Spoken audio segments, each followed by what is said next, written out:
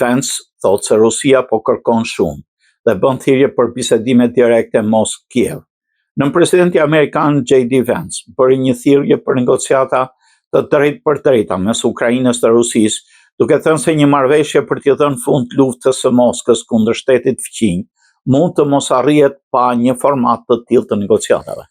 Në deklaratat e bëra më 7 maj, Vance tha se Rusia po kërkon shumë, por po ashtu sugjeroi se Ukraina nuk duhet të fiksohet në idenë e një armëpushimi 30 ditor. Ai tha se dallimet janë të mëdha, por shtoi se është optimist se ka gjasa për përfundimin e luftës. Nuk është e nevojshme të pajtoheni me arsyetimin rus për luftën, por duhet kuptoni prej nga vjen ky arsyetim. T'i shtyjmë ata të flasin për atë që kërkojnë për t'i dhënë fund luftës, tha Vance në një event në Washington.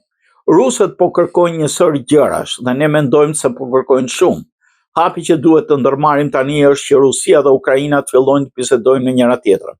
Mendojmë se ndoshta është e pamundur të ndërmjetësojmë plotësisht të gjithë procesin pa patur të paktën disa negociata të drejtë për drejta, tha ai.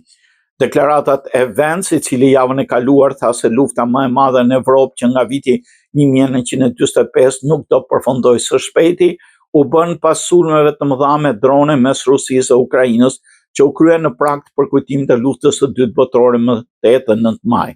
Në fund të muajit kaluar, presidenti rus Putin tha se do të aplikojë një armëpushim 72 orësh nga 8 maj deri më 10 maj dhe ftoi Kievin të bëjë të njëjtën gjë.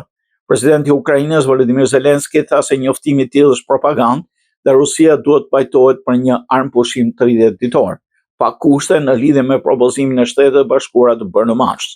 Atë botë Ukraina ishte pajtuar me propozimin amerikan, por jo dhe Rusia. Vance la të kuptohet se Ukraina nuk duhet bëj presion për një armëpushim të tillë. E ndeku mes qëndrimeve ruse dhe Ukrainës është i madh, por jam optimist. Ne po tentojmë të largohemi nga obsesioni në armëpushimin 30 ditor. Nëse kokat e ftohta fitojnë në këtë rast, ne duhet të ndalim vrasjet, tha ai.